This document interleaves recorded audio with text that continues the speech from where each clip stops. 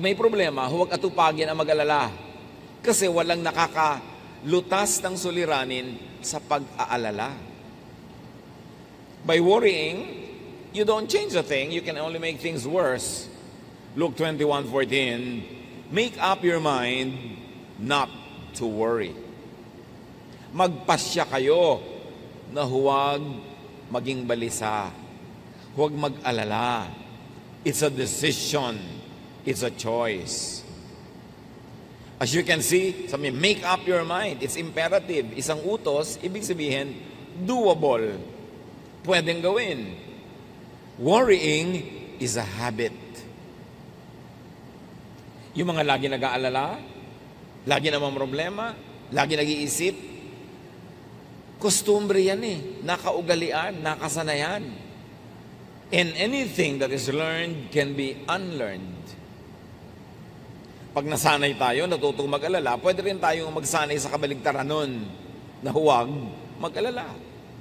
Sasabihin niyo ba, alam nga namang hindi ako mag-alala. O, ano naman pala nyo, kaaalala, kaiisip, meron bang nangyari? Nasolve ba? Philippians 4:6, don't worry about anything. But pray. Pray about everything. With thankful hearts, offer up your prayers and requests to God. Pag may pinoproblema, pag may suliranin, pag may challenge sa buhay, don't worry, sabi ng Philippians. Why worry when you can pray? Imbes sayangin mo at ubusin ang iyong lakas sa pag-aalala, pagkabalisa, pamamroblema, manalangin ka. Yun, may mapapala ka doon. Sabi, pray about everything. At manalangin mula sa isang mapagpasalamat na puso. Kahit may problema ka, magpasalamat sa mga dapat ipagpasalamat. So, ina-acknowledge mo, tinatanggap mong may problema ka, pero mas tinatanggap mong mas malaki naman dapat ipagpasalamat sa Diyos. May problema ako dahil meron akong utang na babayaran, wala pa akong pera. Pero magpasalamat ka, buhay ka pa, pwede ka pa maghanap buhay, may solusyon pa yan. At biruin mo, may nagpautang sa'yo, di ba malaking pasalamat yon na may nagtiwala sa'yo? Nung nangangailangan ka, may nagpautang sa'yo, so nakaligtas ka sa pangangailangan na yon. So ba't naman hindi ka makakaligtas uli sa pangangailangan ito? So sabi, with thankful hearts, offer up prayers and requests to God. So meron kang problema, sa palagay mo at sa abot ng iyong isip ay ito ang solusyon, di hilingin mo sa Diyos. Kasi alam naman ng Diyos yun. Kaya sabi niya, sa halip na kayo mag-alala, manalangin kayo. Dalhin nyo sa Diyos ang inyong mga pangangailangan nang may kalakip na pasalamat, hindi reklamo. Marami kasi humihiling nga sa Panginoon, pero ang kasama reklamo, in the spirit of reklamo. Pasalamat. Dahil laging may dapat ipagpasalamat. Buhay ka pa. Meron ka pang mga resources. Meron pa tayong isip. Katulad ng mga namamroblema dahil namatayan ang mahal sa buhay. Anong pasalamat doon? Tatanong nila. Well, ipagpasalamat mo na nakahiram ka ng mahal sa buhay. Pinahiram ka ng Diyos ng anak, ng asawa, ng kapatid, kaibigan, ng partner. At ngayong binawi na, huwag ka magreklamo sa Diyos. Magpasalamat ka at pinahiram ka. At mag-request ka ngayon na aliwin ka, pagalingin ang sugat ng iyong puso, turuan kang makapagpahinga sa kalungkutan. Yun ang hilingin mo. Pero, laging magpasalamat. Nadapa ka ngayon. Anong ipagpapasalamat mo? Kahapon, di ka nadapa. Last week, hindi ka nadapa. Ngayon lang. Kinakalimutan natin kasi yung mga blessing. Kaya nagiging napaka-negative ng paningin natin sa buhay. Pray. Then concerning what you can do, do. Concerning what you cannot do, leave it up to God. Matapos manalangin, matapos na huminga sa Diyos, matapos na mag-unburden sa Diyos, humiling, mag-isip na.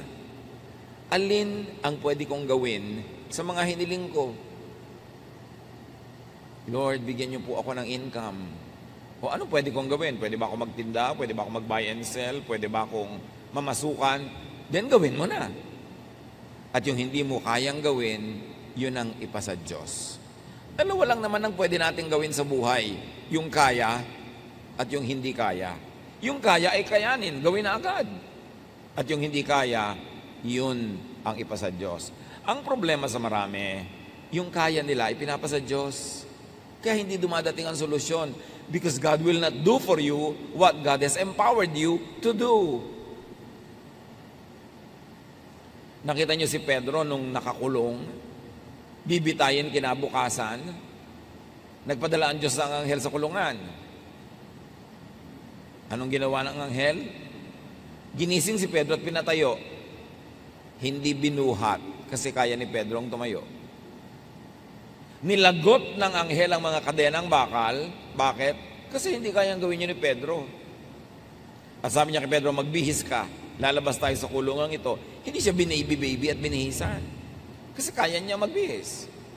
Pagkatapos binuksan ng anghel ang pinto ang bakal, kasi hindi kayang gawin niyo ni Pedro. At sabi ni ang anghel, maglakad ka na, umuwi ka na. Hindi siya binuhat. Kasi kaya niya maglakad. Sa pag-solve natin ng mga problema, mga kapatid, una niyong isipin, what can I do? What has God empowered me to do? Ano mga ibinigay sa akin ng Diyos para ko tumasolve? At gawin. Huwag ipasa Diyos, huwag iasa sa iba, yung kaya natin gawin. Kaya ang tagal-tagal na mga solusyon hindi dumarating, nasa kamay pala natin, hindi lang natin ginagawa ang tama. Parang yung babaeng balo na namatayan ng asawa, walang maibayad sa utang, yung anak niya, kukolektahin na ng mga nagpautang, yun na ang bayad, yung anak niya. Nagpunta siya sa propeta, sabi niya, ano pong gagawin ko? Namatay ang aking asawa. Wala akong kapera-pera, ang mga anak ko, kukuhanin na nagpautang, magiging alipin na sila. Pumunta siya sa propeta, maaaring umaasa siyang siya tutulungan, bibigyan ng donasyon. Ang sabi ng propeta sa kanya, ano bang meron ka sa bahay? Sa bahay mo, hindi sa bahay ko. Anong meron ka sa bahay mo? Sabi ng babae, konti pong langis. Walang-wala po kami pero merong konting langis. Sabi ng propeta, bueno, manghiram ka ng maraming mga palayok, mga jar, sa kapitbahay mo. Isalin mo doon yung konti mong langis. At ginawa nga niya yon. At doon nangyari ang himala. Hindi na ubos-ubos yung langis na isinasalin hanggat may mapagsasalinan pa. Tumigil ang dumalo yung langis nung wala nang masisidlan. So what did that widow have? She had a little oil, and she also had goodwill among her neighbors na nagpahiram sa kanya ng mga lalagyan. What do we have? Pag may problema tayo mga kapatid, ang unang solusyon, what do I have? What has God given me that I can use to solve the problem? May utang ako, kailangan kong bayaran. Ang iisipin mo agad, uy, may savings ang aking ate. Uy, may savings ang kapatid ko, uutangin ko. Meron ka pa naman pwedeng ibenta. Meron ka pang katawan na pwede magtrabaho. Ang iisipin mo agad kung ano ang meron yung iba. Kaya hindi na solve ang problem. Higit sa napakarami natin mga problema, kaya nating lutasin. Nalulumbay ako, nalulungkot ako. Anong gusto mong gawin ko? Mag-sirko-sirko sa harapan mo para ka sumaya? Di pasayahin mo ang sarili mo. May kakayaan kang gawin yun. May sakit ka. Kaya mo namang kumilos. Kumilos ka, huwag mong iasa sa iba. Ang iasa mo lang yung talagang hindi mo na kaya. Meron kang gustong bilhin, wala kang pambili. Pagtrabahuhan mo, hindi aasa ka sa hingi, aasa ka sa awa. Kailangan solvein mo yan because binigyan tayo ng Diyos ng kakayanan. Ang lagi lang nating tendency, lumapit sa propeta, walang-wala po ako. At ang sagot sa kanya, ano bang meron ka sa bahay mo? Gamitin mo yun. Alam ng Diyos ang pangangailangan mo, binibigyan kanya ng kakayanan. So solve what you can, and what you cannot solve, leave it up to God. At tanggapin mong parehong yung kaya mong solve at hindi mo kayang lutasin, parehong alam yun ng Diyos. Ecclesiastes 7:14, when times are good, be happy. But when times are bad, consider this. God has made the one as well as the other. Pag maganda ang panahon, magsaya ka. Kung malungkot ang panahon, di malungkot ka. Anong gawin mo? Magsasaya ka, malungkot nga. Lilipas din yun. Pastor, ang lungkot-lungkot ko po. Bakit? Kasi po nawalan ako ng trabaho, kasi nawalan ako ng boyfriend, kasi ito, hindi malungkot ka. Nawala ka pala ng boyfriend, nakakalungkot ka yun. Hindi malungkot ka. Alam nga naman sumaya ka, nawala ka ng boyfriend. Anong problema mo? Nalugi po ako sa negosyo, ang lungkot ko. Natural, alam naman pag natuwa ka, magtataka ko niyan. Hindi malungkot ka, lilipas din yan. Pagsasawaan ka din yan ng lungkot. Wala namang lungkot na nananatili forever, lalo't itinataboy mo. Ngayon kung inaalagaan mo, bine-baby-baby mo yung lungkot, magpapatugtog ka ng malungkot na tugtog, titingin ka sa mga litratong nakakalungkot, talagang lulungkot ka lalo. Kailangan, gumawa ka ng paraan para huwag ka malungkot. Pagka naiinip ka, lumabas ka ng bahay, mag-isip ka, may gawin ka, magtrabaho ka, mag-exercise ka, magpawis ka, huwag mong i-baby yung lungkot mo. Ngayon, meron talagang lungkot na nandyan, di malungkot ka, ganun talagang buhay, hindi problema yung nalulungkot, natural lang yun, kasi meron kang emosyon. Tanggapin sa loob ang anuman nangyayari. Sa labas, lutasin yung problema, pero sa loob ng puso, tanggapin mong ganun talaga may problema ang buhay.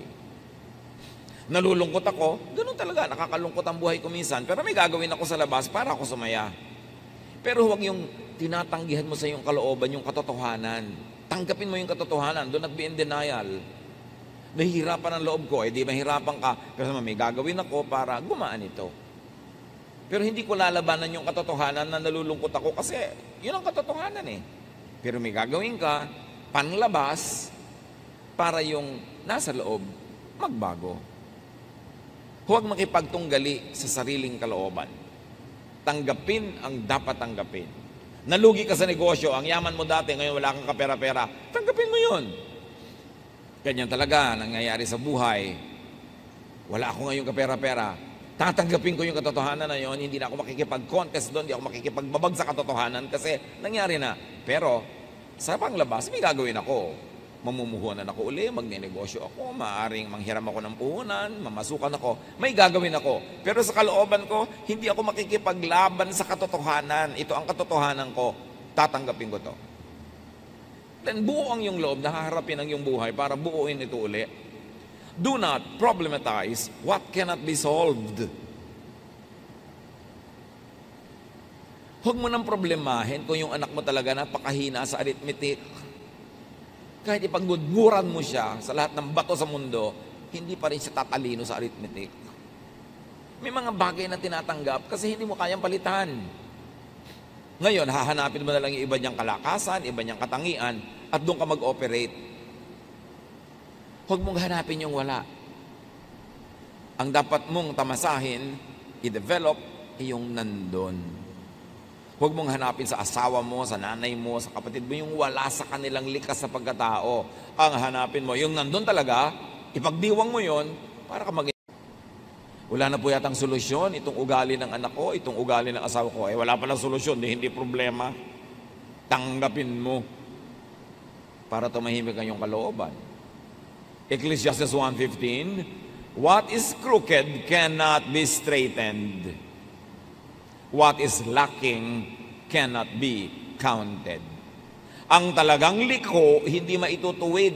Nilikha talaga yun, sinadyang liko. Huwag mo nang tuwirin. Yung pag tinuwid mo yun, dun mali. Kasi liko talaga yun. At yung wala, huwag mong hanapin.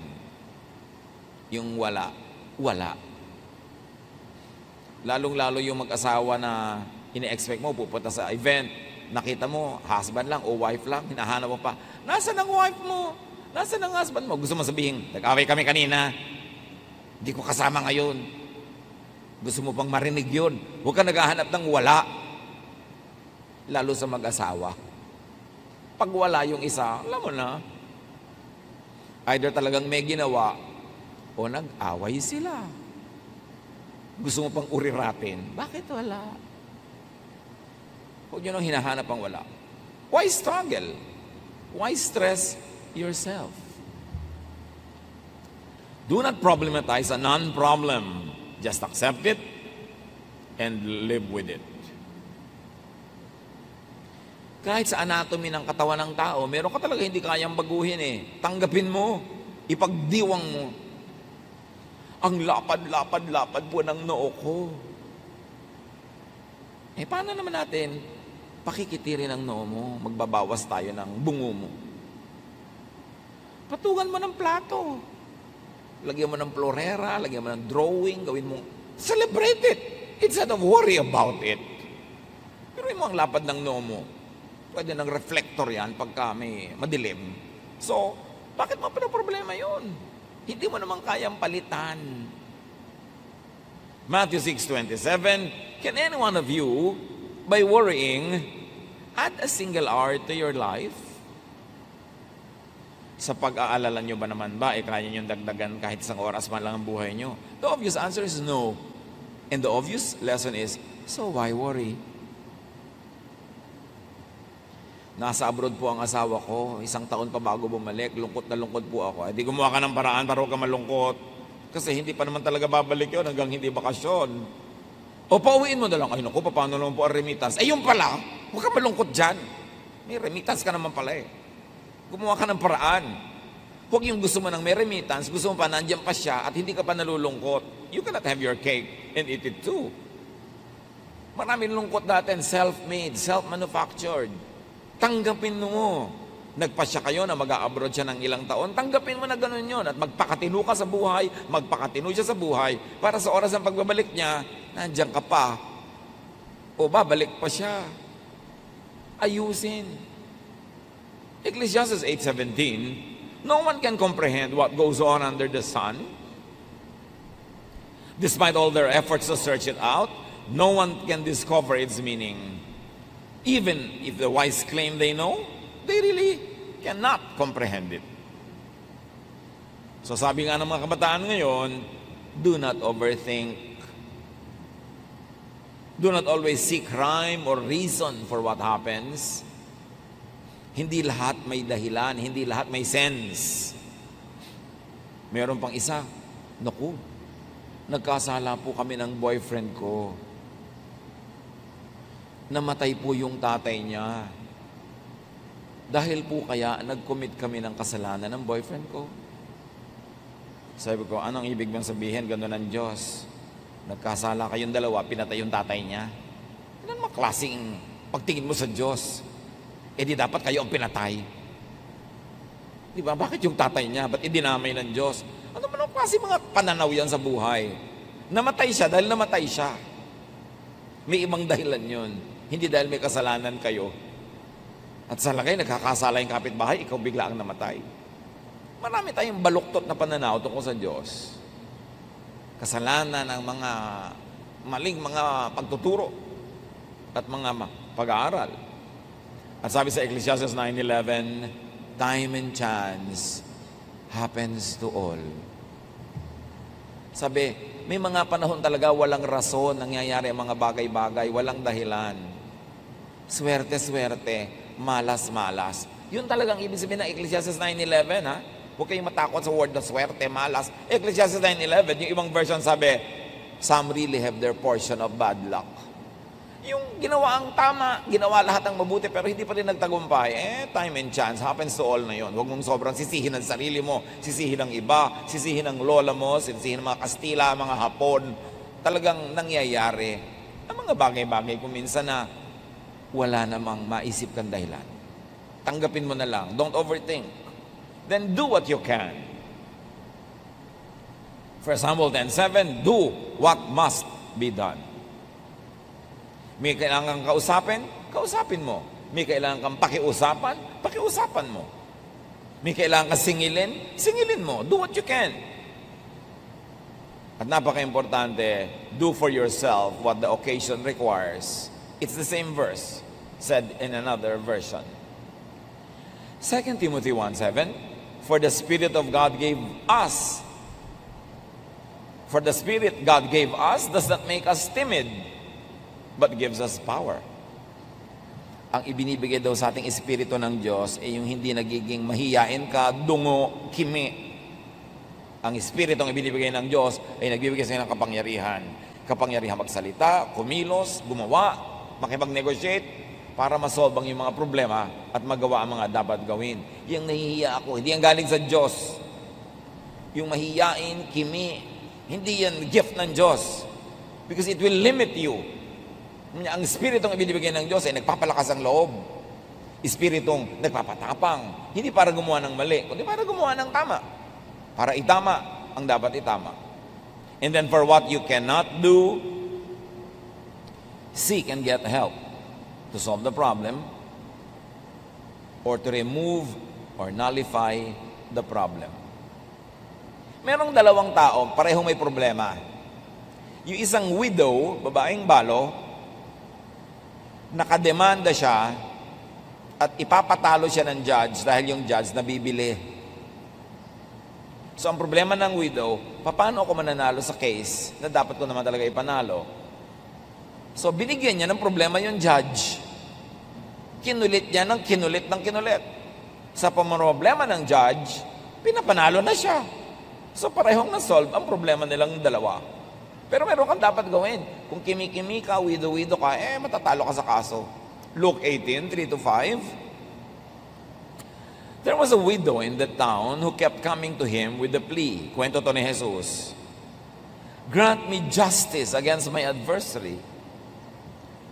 For some time, he refused. But finally, he said to himself, even though I don't fear God or care what people think, yet because this widow keeps bothering me, I will see that she gets justice so that she won't eventually come and attack me. So pareho may problema. Yung nakademanda, problema niya, dapat siyang manalo.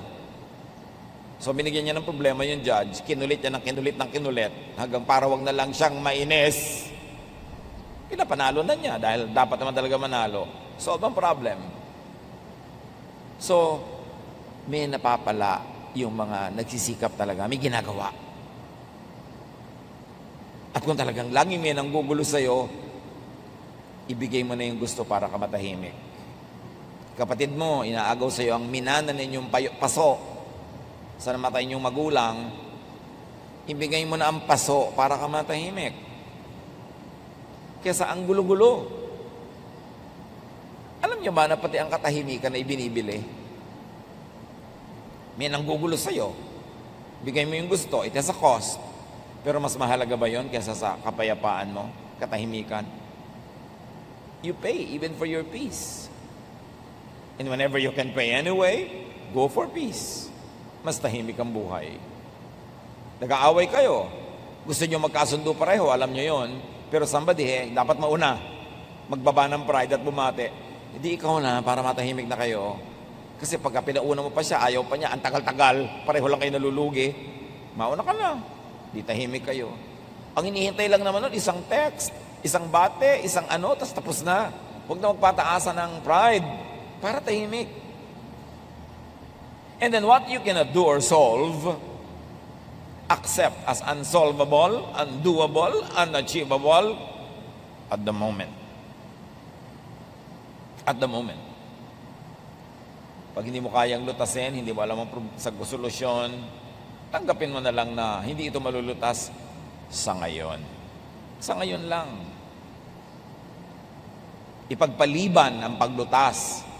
Ecclesiastes 8:6, there is a proper time and procedure for every matter, though a person may be weighed down by misery. May pinakatugmang panahon at may pinakatamang paraan. Kahit pa nga ngarag na ngarag ka na ngayon sa pamamroblema, merong mga dapat tanggapin na hindi pa talaga ito masasolve sa ngayon. At pagka ganon, freeze problems that cannot be solved at the moment. Parang ulam na hindi mo pa pwedeng lutuin ngayon, lagay mo sa freezer. Ganon din ang mga problemang hindi mo pa kayang lutasin ngayon, wala pang malinaw na solusyon, ilagay mo sa freezer. And attend to them at the right time. Kailan po ang right time? Malalaman mo, mararamdaman mo pag right time na pwedeng solven. Pero kung nararamdaman mo ngayon na wala pang solusyon, mas mainam na huwag mong galawin. Kasi hindi mo alam. Parang yung mga archaeologists, pag naguhukay sila sa lupa ng mga iba't ibang uri ng kayamanang pangkulturang artifacts, may mga pagka nahanginan na sisira, mayroong pagka na-expose na biglang nabubulok, ang tagal-tagal hindi nabubulok nung nasa ilalim ng dagat o nasa ilalim ng lupa. So kumukuha lang sila ng konti, tapos iiwan nila yung maraming bagay, tatabunan nila uli. Bakit? Kasi hindi pa nila kayang solve it ngayon yung preservation issues, hindi pa nila kayang lutasin yung mga tanong tungkol sa mga bagay na yon, saka na. May mga ganon din. Kahit problema na mag-asawa, pinipilit mo, ngayon na, sabihin mo na sa akin, may tama pa rin panahon. Pag premature, na pag-usapan agad, hindi kayo handa pareho, lalo lang nakakasira. Ecclesiastes 3:1 and 11, there is a time for everything and a season for every activity under the heavens. God has made everything beautiful in its time. May panahon ang lahat ng bagay. Huwag madaliin, huwag ding huli, dapat tamang panahon. Parang kawayan, ang mga kawayan, alam ng matatanda nung araw, dapat tinataga sa panahon. Hina-harvest sa bare months. September, October, November, December. Pag doon mo pinutol yung kawayan, hindi siya bubukbukin. Or baligtad, huwag kang harvest sa bare months. Basta isa sa dalawa, i-google nyo na lang. Pero ang mahalaga, may tamang panahon. Pati pagputol ng kawayan, may tamang panahon kung kailan mo papagalitan yung dapat pagalitan, sitahin yung dapat sitahin. May tamang panahon para ituwid ang isang maling bagay, may tamang panahon. Hindi lahat ng tamang gawin, kahit anong oras, ay tamang gawin yon. May panahon pa rin. Kaya mahalaga, pag mainit ang ulo mo, galit na galit ka, huwag ka muna kumibo. Dahil definitely, hindi yun tamang panahon. Bakit? Aandar yung init ng ulo mo. Ang uuwian ng usapan, away, hindi solusyon sa problema. Di ba kaya mo siya kakausapin para ma-solve? Pero kinausap mo, lalong lumala. Nagbatuhan na kayo ng refrigerator, ng kotse. Ba't pa kayo nag-usap? Buti pa, wag na lang, saka na. May tamang panahon. Pag mainit ang ulo mo, pag galit ka, pag gutom ka, hindi yun tamang panahon. Importante. God has made everything beautiful in its time. Kahit bata, gusto mong ipanganak na, 2 months pa lang, abortion ang tawag doon. Dapat 9 months. Ngayon, 13 months na, sobra na yun. Paglabas, may bigote na. Dapat tamang panahon. Lahat ng bagay. Kaya kahit may gusto kang kausapin, good ba ang timing ko? Tama ba ang panahon? Kasi pag nagtapat-tapat ang mga bituin, ang mga puno, ang mga ilog, sa tamang panahon, madali ang mga bagay. Kaya alam mo, pagka mali ang panahon, hirap na hirap ka. Kahit magne-negosyo ka, laging hirap na hirap ka, baka hindi ito ang tamang panahon para magnegosyo ako ng ganitong bagay. Kasi pag tama yung panahon, maluwag, madali. Be still when you don't know what to do. Let God move. Psalm 46:10. Be still and know that I am God. Pag lagi kang may ginagawa, lagi kang busy, lagi kang maingay, hindi mo nadidinig ang Diyos. Hindi mo nararamdaman ang Diyos, hindi mo nakikita kumikilos ang Diyos. Ngayon, kung may problema ka, hindi mo alam ang gagawin, dapat wala kang gawin. Ha? Wala po akong gagawin? Hindi mo nga alam ang gagawin. So pag may ginawa ka, mali ang magagawa mo kasi hindi mo alam ang gagawin. Pagka, pastor, hindi ko po alam ang gagawin ko. Ano pong gagawin ko? Ulitin mo sinabi mo, hindi ko po alam ang gagawin ko. Ano pong gagawin ko? Hindi mo pala alam, di wala kang gagawin. Manahimik ka. There are problems that get solved by themselves over time. Parang sugat. Hayaan mo lang yan, gagaling yung mag-isa, huwag mong kutkutin every day. There are problems that get solved by not solving them, by not interfering with them. Andar yan mag-isa, hahanap yan ng solution. There are problems that get solved with the passing of time. Panahon lang pala ang makakalutas dyan. Hindi pakikialam natin, panahon. And there are problems that get solved with the rearrangement of the universe. Okay, inaasma ka lagi, pero buwan kasi ng mga pollen. Pagka pala hindi na buwan ng mga pollen na lumilipad sa hangin, mawawala na yung asma mo. Nasosolve sa paglipas ng panahon. And there are problems that get worse pag pinakialaman mo sa maling timing. Tandaan niyo mga kapatid, pag walang magandang option, pag walang katanggap-tanggap na choice na gawin, be still. Don't do anything. It is the best. Siyempre, dapat ka makiramdam kasi baka naman dapat may gawin ka na, wala ka pang ginagawa. At kung kailan wala kang dapat gawin, doon ka may ginagawa. Mali ng mali. Dapat ang tao nakikiramdam. Be discerning. Be spirit-led. And if you are not gifted with great discernment, magpapayo kayo, humingi ng tulong sa mga taong gifted with discernment. Kakausapin ko ang anak ko tungkol sa boyfriend niya na ayaw ko. Pero tama ba ang timing? Tanungin mo yung kapatid mo, yung pinsan mo, okay bang kausapin ko yung anak ko? Anong tingin nyo? Get some opinion of people who are godly, whose decisions have been proven by time to be correct. And do not over-focus on the problem. Kahit may problema ka, dapat tuloy ang buhay. Uy, may kasalan ng pinsan natin. May problema ako eh. Masasolve mo ba by not attending? Hindi. Halika na, umattend na tayo. Tuloy ang buhay. Ilagay mo yung problema mo sa isang kahon. Balikan mo na lang mamaya. Pero dapat, tuloy ang buhay mo. Get and live a life in spite of the problem. Pag bawat problema, titigil kayong mabuhay, naubos na ang inyong deadline ng life on earth, wala pa nangyari sa inyo. Kasi everyday, titigil kayong mabuhay, basta may problem. So tuloy ang buhay, yun lang part na may problem na yun, ang inyong ilagay sa isang sulok, sa isang lugar, hanggang balikan nyo. Make and enjoy breaks from problems. Lalo kung ang dami nyong problema, mga kapatid, umimbento kayo ng kasiyahan, umimbento kayo ng recess, umimbento kayo ng pahinga para makaipon uli ng lakas. And because of distance, we get illumination. Nagkakaroon ng kaliwanagan ng ating isip pag medyo lumalayo-layo tayo sa iritasyon, sa problema.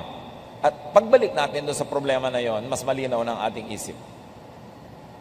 Ecclesiastes 5:3, a dream comes when there are many cares. Kaya pag lagi kami iniisip, problema, nagkakabangungot ka, marami ka napapaganipan na nakakapagpasakit ng ulo. So do not always rely and believe in dreams.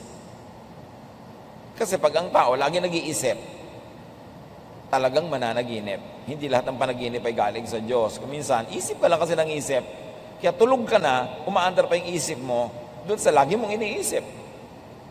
Hindi naman common at pag natutulog ka nga, nawawalan ka ng control sa brain mo eh. Umaandar siya mag-isa.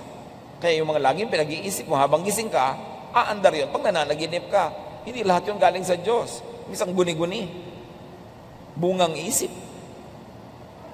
Kaya kailangan ng tao, mas may problema tayo, mas gumawa tayo ng paraang sumaya. O sumaya-saya man lang kahit konti. Magkaroon ng pahinga sa pag-iisip. Ecclesiastes 7:8, go, eat your food with gladness and drink your wine with a joyful heart. For God has already approved what you do. Always be clothed in white and always anoint your head with oil. Ang sinasabi lang wear something comfortable. Wear something you feel good and you look good in. Relax. Be comfortable. Look good. Feel good. Yan ang armas mo sa pagharap sa maraming problema ng buhay. Lumikha ka ng saya kung hindi ka masaya. Para maputol yung tuloy-tuloy na lungkot. And remember to benefit and learn from problems. Everything that happens is a blessing to those who love God and are called according to His purpose. Because problems are great teachers. Yun nga daw mga batang lumaki na maraming pinoproblema. Huwag lang yung talagang sobrang problemang nakakasira na ng isip. Yung maraming nilutan sa problema nung maliit pa, yun ang matitibay paglaki. Yan ang mga mahuhusay ang pagkatao, marunong makiramdam sa kapwa, marunong makisama. Kasi maraming pinoproblema. Proverbs 24:16, though the righteous fall 7 times, they rise again. So huwag problemahin na huwag magka-problema. Ang ating problemahin ay how to be righteous. Because when the righteous fall, though they fall 7 times, they will always rise again. Be enriched, seasoned, developed by problems, especially trials. Pag dumadating yung problema o trial, isipin mo, lalampas din ito. Anything that will not kill me will enrich me. So pagka hindi ka napatay ng problema, edi ikaw ang nabuhay, pinayaman ka at pinalakas ng problema na yon.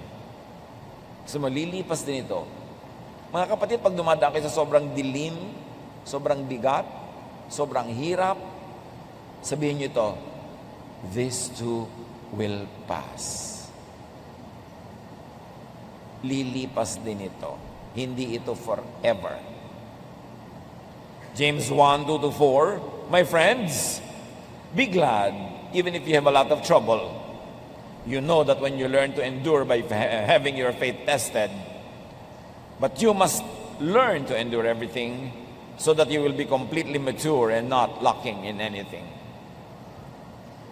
Sabi ikatuwa nyo, pag may dumarating na mga hirap at suliranin at pagsubok, kasi pag napagtagumpayan nyo na yan, you will end up better, richer, wiser person. Anticipate nyo na malalampasan nyo yan. At pagkalampas nyo, better na kayo dapat. Problems can make you better or bitter. Pwedeng maging mapait ang pananaw nyo sa buhay o pwedeng napaganda ang inyong pagkatao. The same heat that melts the wax hardens the clay. So the same problem na nakakagupo sa iba are the same problems that can make you stronger. Turn your problems into blessings by being strong, by doing the right thing, by not doing what should not be done at the moment, and you will end up winner. Choose purpose to be better. Pag dumaan kayo sa malaking paghihirap, mapipili nyo naman kung kayo magiging better o bitter. Kung bubuti ang pagkatao nyo o sasama. Kung kayo nakaranas ng sobrang gutom, makakapili kayo kung magiging maramot kayo pagkalampas noon o lalo kayo magiging mapagbigay kasi ngayon nauunawaan nyo na ang mga nagugutom. Pwede nyo piliin ang inyong reaksyon. 2 Corinthians 4, 8-9 and 17, we are hard-pressed on every side, but not crushed. Perplexed, but not in despair. Persecuted, but not abandoned. Struck down, but not destroyed. For our light and momentary troubles are achieving for us an eternal glory that far outweighs them all. Of course, the original context of the verse is about spiritual persecution because people are godly. But the universal idea behind this verse can be applied in our situation anywhere, anytime. Oo, may problema ako, pero buhay pa ako. Nabibigatan ako, pero hindi pa naman ako durog. May pag-asa pa ako. Ang lahat ng ito, God will turn into blessings and strength for me basta lampasan ko lang using God's methods, doing it God's way. Philippians 4:12-13, I know what is best to be in need. I know what it is to be in need. And I know what it is to have plenty. I have learned the secret of being content in any and every situation, whether well-fed or hungry, whether living in plenty or in want. I can do all this through Him who gives me strength. So sa meron at sa wala, sa marami at sa konti, sa malamig at mainit, sa hirap at ginhawa, malalampasan ko ang lahat ng ito dahil pinalalakas ako ni Jesus. Yan ang dapat wag lilimutin. And then avoid and minimize possibilities of having problems. Kanina, how to face problems. Ngayon, paano nga pa ba natin mapapakonti ang posibilidad na magkaroon tayo ng maraming problema? O matalo tayo ng problema? 1, empower, strengthen, enrich yourself. Ang daming problema, pera lang ang katapat. So, para maghanda tayo sa mga darating na problema, make money. Save money, invest money, earn money. Kasi maraming problema, talaga, may katapat na peso sign. Ecclesiastes 11, 1-2 or 6. Ship your grain across the sea. After many days, you may receive a return.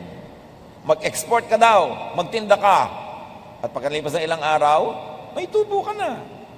Invest in 7 ventures. Yes, in 8. You do not know what disaster may come upon the land. O mag-invest ka pero mag-diversify. Magtayo ka ng maliit na tindahan, mamuhunan ka, mamasukan ka, ganito, magganon ka. Marami kang gagawin kasi hindi mo alam kung saan ka tutubo at saan ka malulugi. Alin ang magkiklik, alin ang hindi.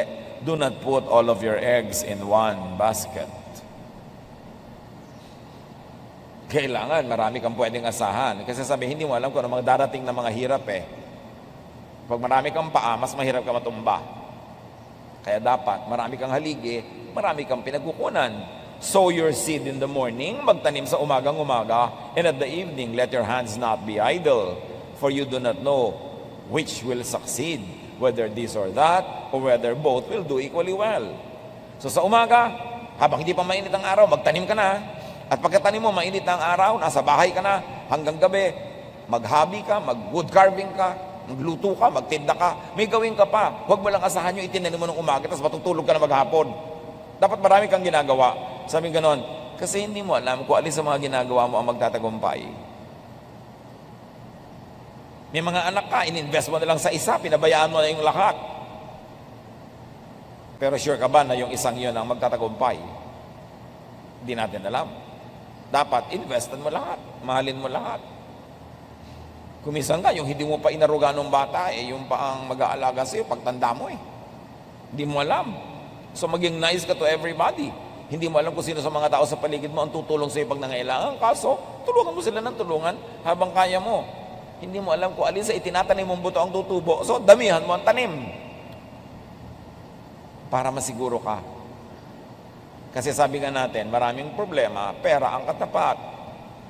Hindi lahat, pero marami. Make money. Yan ang magandang preparasyon para pagdating ng problema, may lakas ka. Ecclesiastes 7:12, wisdom is a shelter as money is a shelter. Nakakakanlong ka sa karunungan, nakakakanlong ka rin sa pera.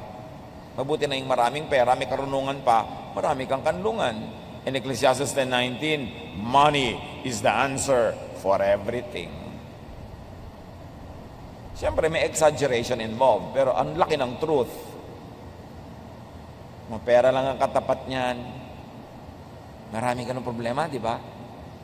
At lagi natin sinasabi mga kapatid, kung ang problema ay may price tag, solvable. Ang mahirap na problema yung walang price tag. Kaya dapat ma-eliminate na yung may price tag. Ma-solve mo na, may paghahanda ka dyan. And very importantly, how do you prepare for troubles in life? Make friends. Make allies. Dapat marami kang kaibigan, marami kang kakampi para pagdating ng problema, may tumutulong sa'yo. Walang paghahanda sa problema, sa kasakitan, sa kinabukasan, yung mga taong nakikipag-away sa kapitbahay, nakikipag-away sa sariling mga kapatid, nakikipag-away sa mga katrabaho, kaaway ang lahat. Dahil darating ang problema, wala kang karamay. Nakakatiyak ka ba na lagi kang malakas? Na lagi mong kayang gawin ang mga dapat mong gawin? There are times in our lives when we live only out of charity, na nabubuhay lang tayo at nadudugtungan ang buhay natin dahil sa awa ng iba. At dahil pwedeng dumating ang ganong pagkakataon, ang isang malaking paghahanda sa ganon, makipagkaibigan, makipagmabutihan, makipagkapwa-tao, makipagtulungan para magandang preparasyon yun para sa sarili mo rin pangangailangan. Proverbs 12:26, the righteous choose their friends carefully. In Proverbs 18:24, One who has unreliable friends soon comes to ruin. But there is a friend who sticks closer than a brother. Malaking kayamanan ng mga kaibigan na alam mong dadamayan ka. Napakalaking kahangalan na makipag-away kung pwede ka namang makipagkaibigan. Yung magtaray, magsungit. Inihahanda mo ang sarili mo sa panahon na walang tutulong sa'yo. Yabang yan eh. Kasi akala mo lagi mong kaya ang sarili, kaya mo maglakad, kaya mo bumangon, kaya mo tumayo. No. You don't know what a day may bring forth. Hindi natin alam kung ano ating sasapitin. Ecclesiastes 4:9-10, two are better than one, because they have a good return for their labor. If either of them falls down, one can help the other up. But pity anyone who falls, and there's no one to help them up. Ang dalawa daw ay higit na mabuti ka sa nag-iisa lang. Dahil mas mag-enjoy sila sa buhay, magkakatulungan sila. Pag may isang nadapa, meron isang pwede magbangon. Kawawa naman daw ang taong pag nadapa, wala man lang magbabangon. At baka nga tapakan pa siya para lalo siyang lumubog sa lupa. Dahil bad record. Dahil walang pinakisamang mabuti. Obserbahan nyo yung mga namamatayan. Alam na alam nyo yung maraming kinaibigan, maraming naging relasyon, nakipagmabutihan, ang daming nakikiramay. At kitang-kita mo yung ano ba naman itong mag-ina na to na namatayan ng tatay at asawa, wala man lang ni isang tao dito sa lamay. Wala kaya silang pinakisamahan? Hindi ba sila nakipagkaibigan kahit sino man? Liba na lang bagong lipat sila sa isang lugar na wala talaga silang kaibigan at kamag-anak. Pero doon mo makikita. Kaya alam nyo yung may church, tas active ka sa church, tumutulong ka sa church, active ka sumasali sa mga activities. Pag nakasakit kami, dumadalaw. Pag namatayan kami, nakikipaglamay. May mga nag-aambag, may mga tumutulong. Napakalaking social investment. Huwag na natin sabihin spiritual investment. Doon tayo sa mas mababa. Ang laking social investment kung active kayo sa church. Kasi makikita mo, pagka sa mga tao mga active sa church, pag namatayan sila, mas tumutulong pa yung mga ka-church kaysa mga kamag-anak eh. Mas naaasahan sa oras ng pangangailangan. Kaya dapat, lagi kayong involved, sumasali. Una, dahil meron tayong mas mataas na dahilan, because the body of the Lord is the one that we should take care of and participate in. Pero kung gusto nyo lang maging social and practical level, kasi darating ang panahon, mangangailangan din kayo ng karamay. Mabuti na yung kayo nang nauunang dumadamay. Proverbs 19:4 and 6. Wealth attracts friends, but even the closest friend of the poor person deserts them. Everyone is the friend of the one who loves gifts. Hindi ito tungkol sa kasamaan ng tao, ha? Tungkol ito sa isang katotohanan na pag kayo mapagbigay, mabait, mapagregalo, mapag-share, marami talaga kayong kaibigan. Kaya kayo mamimili. Will I lose some money to have friends? Or will I gain some money and lose friends? It's a choice. At dahil napakasarap ipakisama ang pera, isa yan sa mga pinakamasasarap ipakisama kung meron ka, magpakain ka, magregalo ka. Talaga ang mga tao magiging malapit sa'yo. Natural. Alam nga namang palautang ka, palahingi ka, lapitan ka. Natural, hindi. So, gawin mo na very productive ang iyong buhay para meron kang income for yourself, may sobra para ipamigay mo. Dahil ganun talaga ang friendship. Mas umuunlad, namumulaklak, humahayo, gumaganda ang amoy, humahalimuyak pagka meron kang pakisama. Kaya dapat magkaroon ka ng kabuhayan. Meron kang mga kaibigan para meron kang pagkikipagkaibigan, pakisama. Pag lagi kang wala, lagi kang nangihingi, lagi kang nangungutang, natural, ma-allergic sa'yo mga tao. Hindi sila masama. Practical lang sila. Kaya dapat maging practical ka rin. Be a giver, be nice, And you will be surrounded with people. Of course, hindi lahat lang yun ay true friends, pero may magiging true friends ka rin doon. Makisama, makisalamuha, makihalubilo, makipagbabutihan, makisangkot, makiisa sa buhay ng iba para gawin din nila sa iyo. Kaya sa mga highly developed economies, lalo sa mga Western and industrialized cultures, hindi na sila masyadong nakikisama. Alam niyo kung bakit? Kasi meron na sila insurance. Meron na silang mga paghahanda sa kanilang pagkakasakit, sa kanilang pagkakaratay, sa kanilang kamatayan. Kaya hindi na sila masyadong nakikisama. Pero sa baryo, bakit ka sobrang nakikisama? Birthday ni ganun, attend ka. May handaan doon, tutulong ka. Bakit? Kasi sa gabi, may emergency ka, wala kang kotse, kakalampagin mo yung kapitbahay mo, hihiramin mo yung kotse niya para madala ka sa ospital. Kaya yung mga taong maraming pangangailangan, mas dapat nakikisama.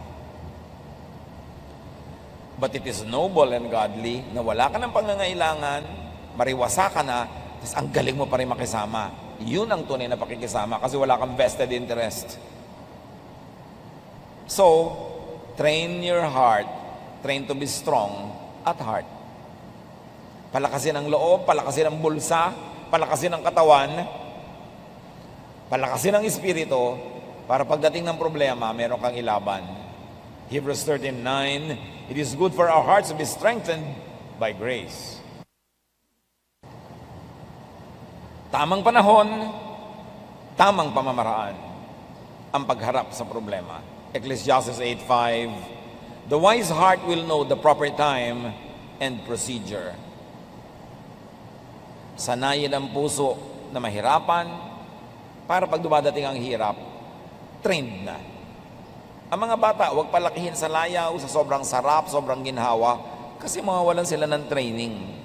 Pagdating ng mga tunay na problema, marupok, mahina, madaling bumigay. Ang laki sa layaw, karaniway hubad, sabi ni Balagtas. Sa bait at muni, sa hatol ay salat. Masaklap ang bunga ng maling paglingap, habag ng magulang sa irog na anak. Dapat tinetrain mo ding mahirapan, mapagod, magtipid, kahit may pera kayo.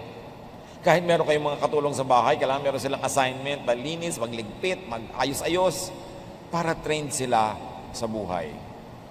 And remember, do not be too emotional. Walang nakakalutas sa problema, sa drama, sa iyak.